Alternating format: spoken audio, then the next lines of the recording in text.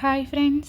First ఎపిసోడ్కి Vasu ఇంట్రడక్షన్కి అంత ఎక్కువ response వస్తుంది అనుకోలేదు, కానీ లైక్స్ ఇచ్చి చాలా బాగా రెస్పాండ్ అయ్యారు. నెక్స్ట్ ఈ ఎపిసోడ్లో రీషు ఇంట్రడక్షన్ కాదు, ఎంట్రీ. సో ఈ ఎపిసోడ్ పూర్తిగా వింటే రీషు క్యారెక్టర్ ఏంటి అన్నది కొంతవరకు అర్థమవుతుంది. మిగతాది కమింగ్ ఎపిసోడ్స్లో చెప్పుకుందాము. సరే, ఇంకా మనం ఇక్కడ నుంచి స్టోరీ స్టార్ట్ చేద్దాము. ఇది ఒక కోర్టులో సీను. ఇక్కడ లాయర్ ఇలా అంటారు, మిలాడ్ ఇక్కడ నిందితురాలు బాధితుడిని తండ్రిలా భావించింది.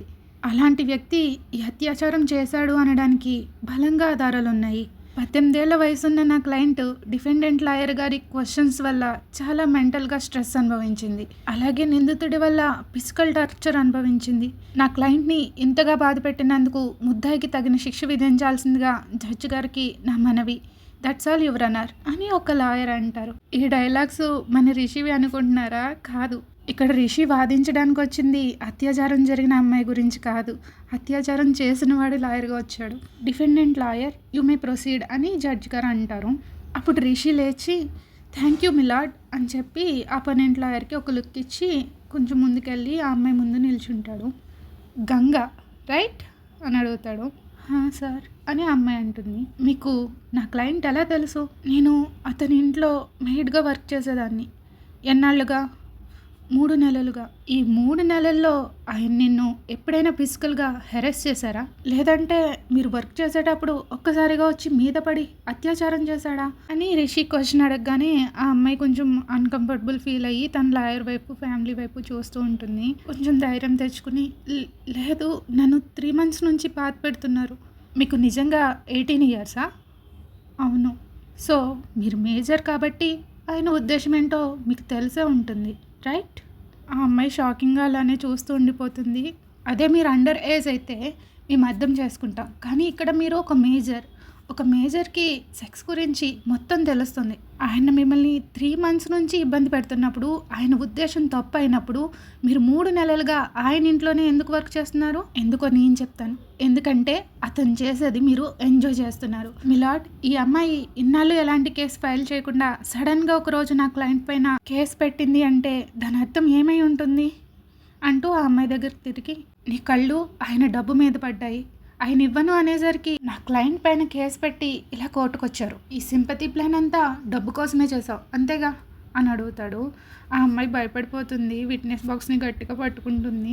అబ్జెక్షన్ మిలాడ్, డిఫెండెంట్ లాయర్ గారు తన మాటలతో నా క్లయింట్ని మెంటల్గా స్ట్రెస్కి గురి చేస్తున్నారు. No your honour, I'm just doing my job అని రిషి అంటాడు. Objection overruled, defendant you may proceed అని జడ్జి ఆర్డర్ వేస్తారు. థ్యాంక్ యూ యువర్ ఆనర్ అని చెప్పి రిషు కంటిన్యూ చేస్తాడు. నా క్లయింట్ తన భార్య మరణించాక చాలా దుఃఖంతో తన జీవితాన్ని గడుపుతూ వచ్చాడు. అదే సమయంలో ఈ గంగ ఆయన ఇంట్లో పని మనిషిగా చేరింది. తనకున్న డబ్బు పిచ్చితో ఆయన్ని వల్లో వేసుకోవడానికి సెడ్యూస్ చేయడం ప్రారంభించింది. నా క్లయింట్ని ట్రాప్ చేసింది. ఏజ్డ్ అయినా నా క్లయింట్ కూడా ఒక మగాడే. ఒక అమ్మాయి ప్రలోభ పెడితే ఏ మగాడైనా ట్రాప్లో పడడం సహజం. అందులోనూ నా క్లయింట్ ఒంటరి జీవితాన్ని గడుపుతున్నాడు. ఈ అమ్మాయి ఒక మేజర్ కాబట్టి జరిగిందంతా తన ఇష్టంతోనే జరిగింది యువర్ ఆనర్. ఇది రేప్ కాదు, ఇద్దరు వ్యక్తుల అనుమతితో జరిగిన ఒక లైంగిక సంబంధం. అలాంటప్పుడు దీన్ని అత్యాచారంగా ఎలా నిర్ధారిస్తారు యువర్ ఆనర్? రిషి మాటలు విని వెంటనే అమ్మాయి, నో అలా కాదు, అతను నన్ను అంటూ ఆ అమ్మాయి చెప్పబోతూ ఉండగా, ఆర్డర్, కోర్టు మీకు మాట్లాడడానికి అవకాశం ఇస్తుంది. మీరు ఏం చెప్పాలి అనుకున్నా అప్పుడు చెప్పొచ్చు అని జడ్జ్ గారు అంటారు. గాయస్, ఈ ఎపిసోడు రీషు క్యారెక్టర్ గురించి చెప్పడానికే చెప్తున్నాను. మీకు నచ్చితే లైక్ చేయడం మాత్రం మర్చిపోకండి. ఓకే, కంటిన్యూషన్ చెప్పుకుందాం. మిలాడ్, ఈ గంగ నిజ స్వరూపం బయటపెట్టడానికి నా దగ్గర ఒక విట్నెస్ ఉన్నారు. ప్రొసీడ్ అని జడ్జ్ గారు అంటారు. రిషి విట్నెస్ బాక్స్లోకి పిలిచి క్వశ్చన్స్ స్టార్ట్ చేస్తాడు. ముందుగా బేసిక్ మీ పేరు, మీరు ఎక్కడ ఉంటారు అన్నీ అడుగుతాడు. యువర్ ఆనర్, ఈ వ్యక్తి ఈ అమ్మాయి ఉండే కాలనీలోనే ఉంటాడు. ఇతనికి ఒక పబ్లిక్ టెలిఫోన్ బూత్ కూడా ఉంది యువర్ ఆనర్. ఈ అమ్మాయి చాలాసార్లు అక్కడికి కాల్ చేయడం కోసం వస్తుండేది. చివరిగా ఈ అమ్మాయి ఎవరితోనో కాల్లో మాట్లాడేటప్పుడు అనుకోకుండా ఈయన విన్నారు. ఏం విన్నారో చెప్పండి అని రిషి అడుగుతాడు. ఈమె రోజు ఫోన్లో ఎవరినో డబ్బు కోసం బెదిరిస్తుంది. డబ్బు ఇవ్వకపోతే తన పైన అత్యాచారం కేసు వేస్తానని బెదిరించినట్టు మాట్లాడింది. ఆమె డయల్ చేసిన నెంబర్స్ రికార్డింగ్స్ కూడా నా దగ్గర ఉన్నాయి అని అతను చెప్తాడు. థ్యాంక్ యూ, మీరు వెళ్ళొచ్చు అని రిషి చెప్తాడు. అతను వెళ్ళిపోతాడు. సో మిలాట్ ఈ అమ్మాయి క్యారెక్టర్ ఎలాంటిదో ఎంత గొప్పదో మరోసారి రుజువైంది. మనం మెడికల్ టెస్ట్ చేపించి ఆ రిపోర్ట్ చూస్తే ఆ క్లయింట్ సెమెన్ తనలో ఉండే అవకాశాలు చాలా ఉన్నాయి. వీళ్ళు ఖచ్చితంగా ఎక్స్లో పాల్గొని ఉండొచ్చు. ఎందుకంటే వీళ్ళిద్దరూ ఇష్టపడే అందులో పాల్గొన్నారు. 2 శరీరాలు లైంగిక కార్యకలాపాల్లో పాల్గొన్నప్పుడు వాళ్ళ లైంగిక ఆనందం కోసం శరీరంపై కొన్నిసార్లు చిన్న చిన్న మార్క్స్ పడడం సహజం. అవి కాకుండా తన శరీరం పైన ఏమైనా పెద్ద పెద్ద గాయాలు, ఇంజురీస్ ఏమైనా ఉంటే ప్రూవ్ చేయమనండి. మిలాట్ ఈ కేసుతో టైం వేస్ట్ చేస్తున్నారు మిలాట్. ఈ అమ్మాయి డబ్బు మీద వ్యామోహంతోనే ఒక పథకం మీద ఈ కేసు వేసి కోర్ట్ టైంని వృధా చేస్తుంది. కాబట్టి ఎలాంటి హ్యూమన్ ఎమోషన్స్ని దృష్టిలో పెట్టుకోకుండా సాక్ష్యాలని దృష్టిలో పెట్టుకుని తీర్పు చెప్పాలని రిక్వెస్ట్ చేస్తున్నాను యువర్ ఆనర్. ఇప్పటికీ ఈ కేసు 2 నెలలుగా నత్తనడకన నడుస్తుంది. ప్రతిసారి అపోనెంట్ లాయర్ గారు చాలా రుజువులు తవ్వి తీసుకొస్తూనే ఉన్నారు. ఈ కేసు ఊహించిన దానికంటే చాలా ఎక్కువ టైం తీసుకుంటుంది. అందుకే ఇంకొంచెం డీప్గా ఇన్వెస్టిగేషన్ చేస్తే ఈ సాక్షి దొరికాడు. అతను ముందు నిజం చెప్పడానికి ఒప్పుకోలేదు, కానీ అతనికి కొంత డబ్బు ఇవ్వగానే మొత్తం చెప్పేశాడు. ఈ ప్రపంచం అంతా డబ్బు కోసమే తిరుగుతుంది. అందరికీ డబ్బు అవసరం ఉంది. దానికోసం వాళ్ళు ఏమైనా చేయగలరు. ఇందులో నేనేమీ ఎగ్జంప్షన్ కాదు అని చెప్పాక వాదికి చెప్పడానికి ఏమైనా ఉందా అని జడ్జ్ గారు అడుగుతారు. ఆ అమ్మాయి లాయర్ ఏం మాట్లాడకుండా సైలెంట్గా తల అడ్డంగా ఊపుతాడు. ఆ అమ్మాయి అయితే ఫుల్గా కన్నీళ్ళు పెట్టేసుకుని ఏడవడం స్టార్ట్ చేస్తుంది. రిషి అది చూసి వెంటనే ఫేస్ పక్కకు తిప్పేసుకుంటాడు. పళ్ళు గట్టిగా బిగబెట్టి కంట్రోల్ చేసుకుంటూ ఉంటాడు. నో రిషి, అటు అస్సలు చూడకు, ఈ టైంలో నువ్వు ఎలాంటి తెలివి తక్కువ పని చేయకూడదు అంటూ పళ్ళు గట్టిగా బిగబెట్టి తనని తాను కంట్రోల్ చేసుకుంటూ ఉంటాడు ఆ అమ్మాయి వైపు చూడకుండా. ఈ కేసు ఫైనల్ హియరింగ్ ఈ నెలాఖరున 28వ తారీఖున ఉంటుంది అని జడ్జి గారు అక్కడితో ముగిస్తారు అనుకుని రిషి ఎవరి వైపు చూడకుండా అక్కడ నుంచి స్ట్రైట్గా బయటకు వచ్చేస్తాడు. తన వెనకే కొంతమంది అసిస్టెంట్స్ లాయర్స్ కూడా ఫాలో అవుతూ వస్తారు. కోర్టు మెట్లు దిగేసరికి రిషి చుట్టూ మీడియా వాళ్ళు పరిగెట్టుకుంటూ వచ్చి ప్రశ్నల మీద ప్రశ్నల వర్షం కురిపిస్తూ ఉంటారు. రిషి ఏం మాట్లాడడం, ఏం సమాధానం చెప్పకుండా అక్కడ నుంచి వచ్చేస్తాడు.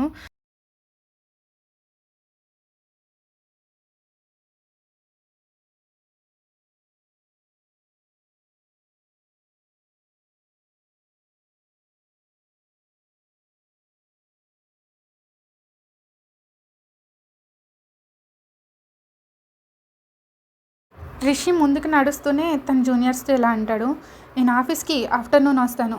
ఈలోపు ఆ గ్రీన్ విల్లా మర్డర్ కేసుకి సంబంధించిన అన్ని ఫైల్స్ రెడీ చేయండి. నేను అండర్లైన్ చేసిన పాయింట్స్ ఏది మిస్ కాకూడదు అని రిషి ఆర్డర్స్ వేస్తాడు.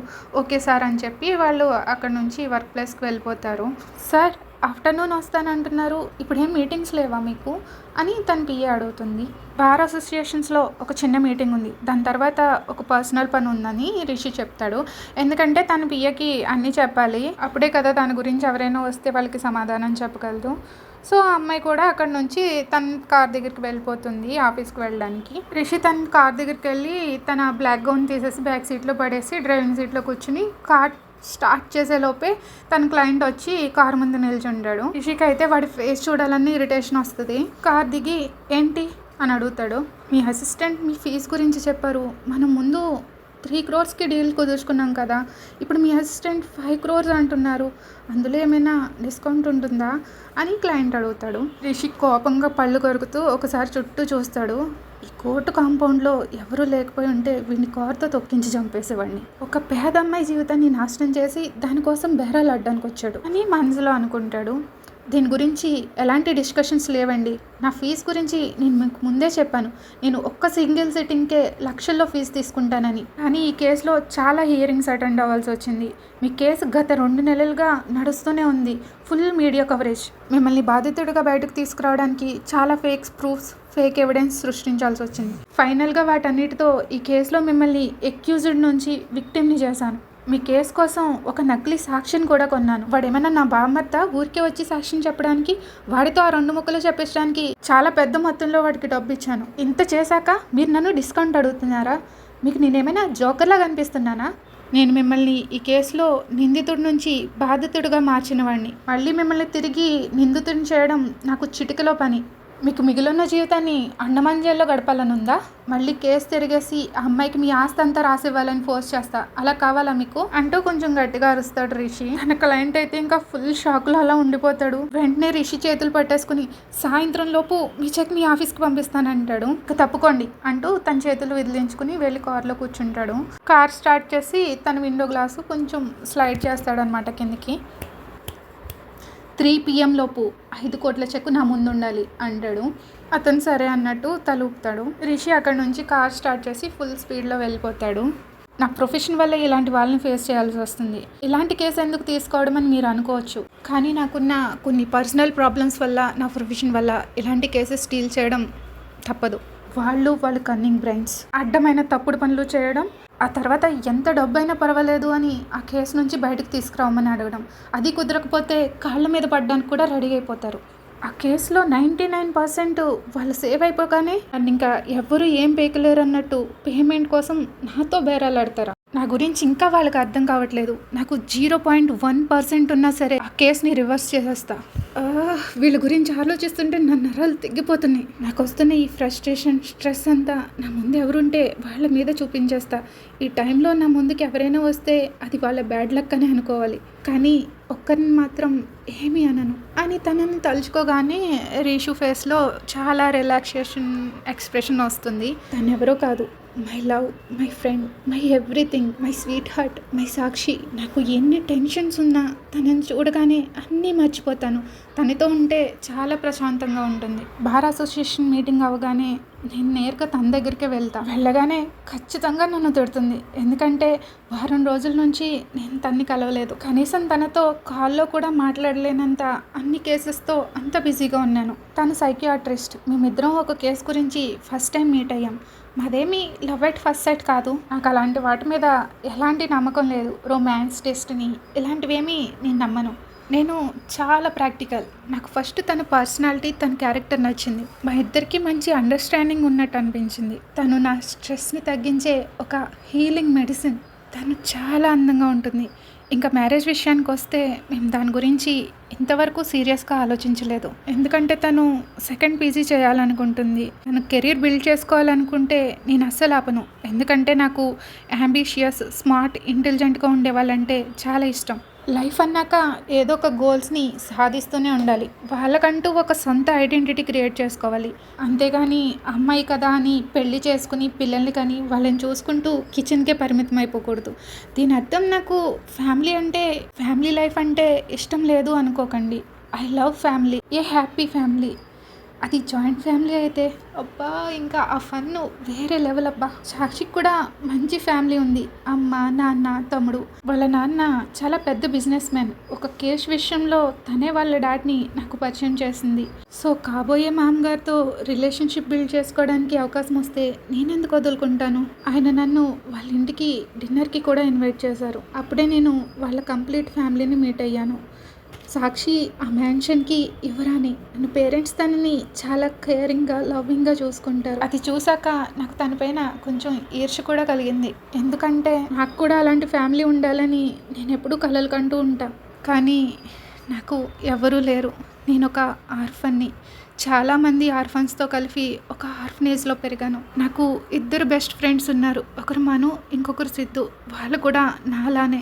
కాకపోతే నాకు నా పేరెంట్స్ ఎవరో తెలుసు, వాళ్ళ పేరెంట్స్ ఎవరో కూడా తెలియదు. నా పేరెంట్స్ నన్ను వద్దనుకుని వదిలేశారు. నేనున్నానని తెలిస్తే వాళ్ళు సమాజంలో తలెత్తుకోరని వాళ్ళ ఫీలింగ్. వాళ్ళ ఇగ్నోరెన్సే నన్ను ఇంత వాడిని చేసింది. నేను ఒక స్ట్రాంగ్, ఇండిపెండెంట్ పర్సన్గా లైఫ్ని మార్చుకునేలా చేసింది. నా లైఫ్లో మంచి నేమ్, ఫేమ్, మనీ అన్నీ సాధించాను. ఇంకా మిగిలింది ఫ్యామిలీ ఒకటే. నా సాక్షిని పెళ్లి చేసుకున్నాక వెంటనే తన ఫ్యామిలీ కూడా నా ఫ్యామిలీ అయిపోతుంది. అంతే, హ్యాపీ లైఫ్. అది ఫ్రెండ్స్, రీషు క్యారెక్టర్ అర్థమైందా? నేను అంతలా చెప్పినా కూడా అందులోని కొంచెం పాజిటివ్ని చూపిద్దామని చూశాను రీషు క్యారెక్టర్ గురించి. అది మీరు అర్థం చేసుకుంటే నేను చాలా లక్కీ అనుకోవాలి. లేదంటే నాకు అక్షింతలు పడితే నాకు తెలుసు. రిషి డబ్బు సంపాదించాలని ఎందుకు అలా అనుకుంటున్నాడో మీకు అర్థమైందా? ఇప్పుడు డబ్బు లేకపోతే పిల్లని ఎవరిస్తారు? పిల్లలు లేకపోతే వెనకాల ఫ్యామిలీ కూడా ఎలా వస్తుంది? రిషి ఒక ఫ్యామిలీలో వెళ్ళడానికే డబ్బు సంపాదిస్తున్నాడా, లేకపోతే ఇంకేదైనా కారణం ఉందా? ఆ పాయింట్ కూడా నేను ఆల్రెడీ ఈ ఎపిసోడ్లో చెప్పేశాను. రిషి డబ్బు వెనక పరిగెట్టడానికి కారణం మీకు అర్థమైపోయే ఉంటుంది ఇప్పటికే. ఓకే, దాన్ని పక్కన పెడితే రిషుకి కాబోయే భార్యకి అమ్మ, నాన్న, తమ్ముడు ఉంటే సరిపోతారా? లేదంటే రిషి కావాలి అనుకుంటున్నట్టు ఆ దేవుడు తన తలరాతలో ఒక పెద్ద జాయింట్ ఫ్యామిలీని రాసి పెట్టాడా? అది తెలియాలంటే చాలా వెయిట్ చేయాలి. ఓకే, మీకు ఎపిసోడ్ నచ్చితే లైక్ చేయడం మాత్రం మర్చిపోకండి. Thank you for listening. Please like, share, subscribe. Bye bye.